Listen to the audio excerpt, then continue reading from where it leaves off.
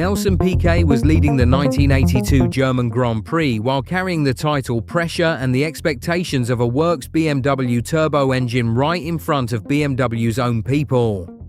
Eliseo Salazar arrived at the Ostkurve chicane in his slow ATS and turned the whole thing into the most famous driver fight Formula One has ever produced. The chicane was tight and awkward, and when Piquet went for the move, both cars were suddenly out. Piquet did not just climb out angry. He jumped out while his Brabham was still rolling, stormed towards Salazar and started swinging on live television. Punches and kicks flew while Salazar tried to defend himself, and marshals hovered around them. It was pure humiliation spilling out in public because a backmarker took out the reigning world champion at his engine supplier's home race.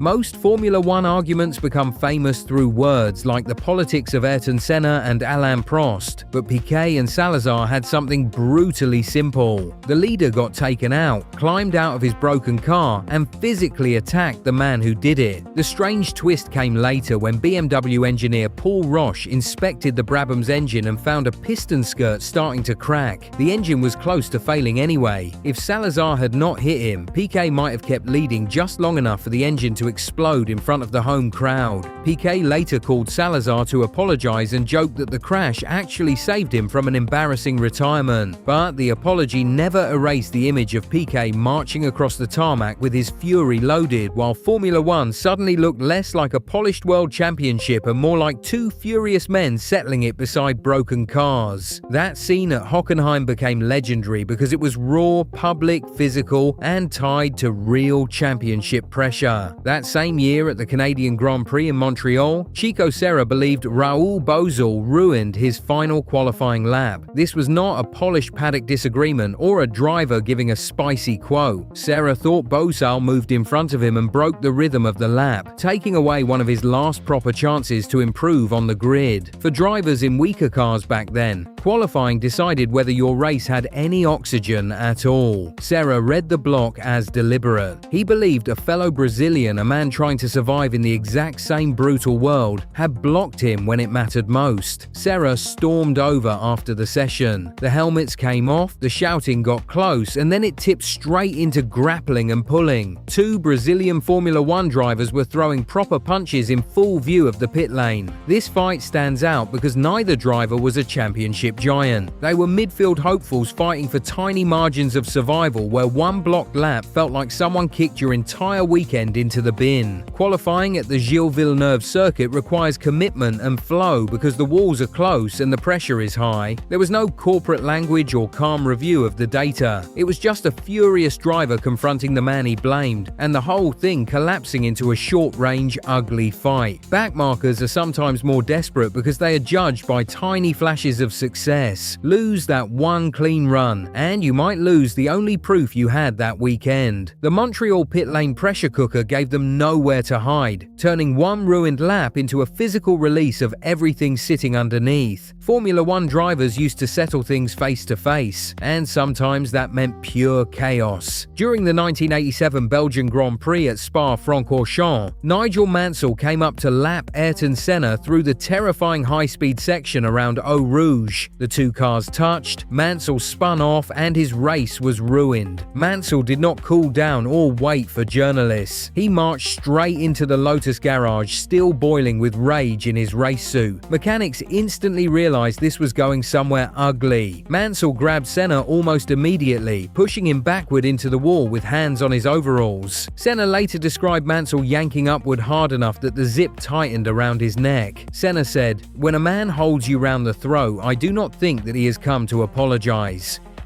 He was not using dramatic language. He meant literal pressure around the neck area. The image was claustrophobic, with one driver pinned against a small garage wall and another completely consumed by anger. Mansell openly admitted years later that he saw a red mist, where the rational part of the brain basically disappears into pure adrenaline. Lotus and Williams crew members had to physically drag Mansell away because he kept trying to get back towards Senna. Bodies were everywhere as crew members acted like nightclub club security trying to stop a proper fight in the middle of the paddock. Senna was usually colder and calculated on track, expecting other drivers to deal with gaps he believed existed. He never laughed off the garage confrontation as passion. He answered with that famous throat quote because he believed the line had already been crossed physically. A crash can become just racing, but somebody grabbing your throat inside the garage is personal. The danger of the garage confrontation reached its peak 11 years later in the pouring rain of Spa. Michael Schumacher looked like he had the 1998 Belgian Grand Prix in his pocket until his Ferrari ripped apart against the back of David Coulthard's McLaren. The spray was so thick that drivers were guessing where the next car was. Schumacher climbed out of his broken Ferrari, stormed down the pit lane, and went straight into the McLaren garage. He screamed something along the lines of asking Coulthard if he was trying to kill him. Schumacher believed Coulthard had moved unpredictably or braked too hard in the worst possible weather. For Ferrari fans, the wound was obvious as Schumacher had 3 wheels of hope and a garage full of rage.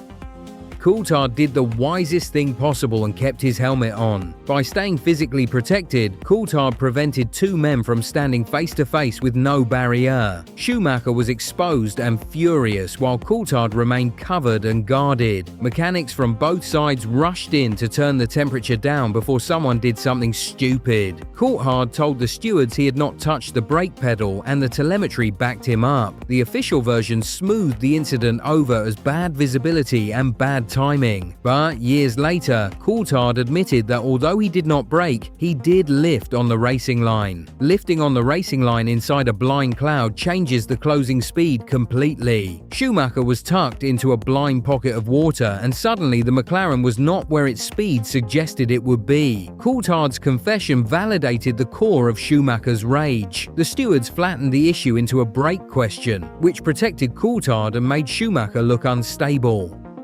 Schumacher's lived reality of arriving blind into the back of a slowing car proved that the data could not explain what a violent closing speed actually felt like. Formula One eventually learned that data resolves the technical debate even when the emotional debate rages on. During the 2017 Azerbaijan Grand Prix, Sebastian Vettel drove his Ferrari directly into the back of Lewis Hamilton's Mercedes right before a safety car restart. The first hit showed Vettel misjudged the compression while Hamilton controlled the pace as the race leader. But the second contact changed the atmosphere of the entire championship. Vettel pulled alongside Hamilton, started gesturing and deliberately turned left into the Mercedes. Accidental contact under cold tyres happens, but steering into another car side by side on a narrow street circuit was completely different. If another driver had reacted badly to Vettel turning into Hamilton, the whole midfield could have concertinaed into each other at speed. Vettel accused Hamilton of brake testing him publicly. The FIA checked Hamilton's throttle traces, brake pressure and lift-off points. There was no sudden brake application and no hidden stab of the pedal. Hamilton stayed surprisingly calm considering somebody had just driven into him deliberately, repeating that the FIA data would show what happened. The telemetry completely destroyed Vettel's version of events, making the second contact look like pure retaliation. Once the hard data emerged, the collision alongside the Mercedes became an act based entirely on a wrong assumption. The stewards hit Vettel with a 10-second stop-go penalty and 3 penalty points for dangerous driving. Ferrari fans sensed an opportunity opening against Mercedes, making the pressure inside that garage enormous. Vettel losing control emotionally raised massive questions about his composure and discipline under title pressure. The telemetry settled the controversy immediately, but psychologically, Baku stayed with that Hamilton-Vettel rivalry long after the checkered flag. The FIA realized they had to intercept anger before the paddock turned into a battleground. Max Verstappen was leading the 2018 Brazilian Grand Prix until Esteban Ocon collided with him while trying to unlap his car. Verstappen spun, Lewis Hamilton inherited the lead, and Verstappen finished second.